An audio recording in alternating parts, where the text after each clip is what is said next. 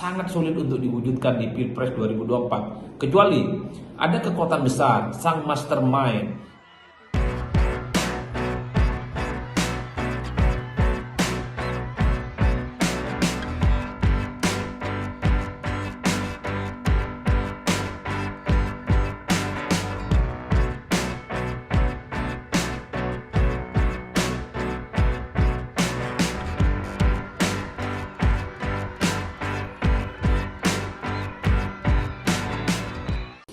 Sekalipun kita yakin bahwa politik itu adalah soal seni kemungkinan, tapi kemungkinan untuk menduetkan antara Ganjar dan Prabowo atau Prabowo dan Ganjar itu sangatlah rumit karena keduanya ini sulit untuk dijadikan orang nomor dua. Bagi PDIP, Ganjar harga mati sebagai capres.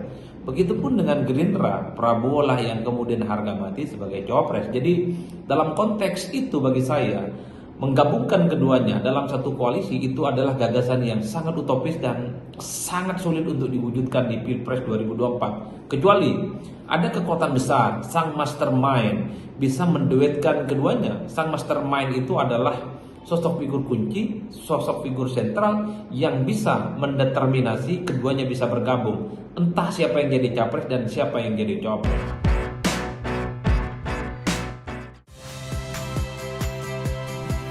Saya Yasir Neneama. Saksikan program-program Kompas TV melalui siaran digital, pay TV, dan media streaming lainnya. Kompas TV, independen, terpercaya.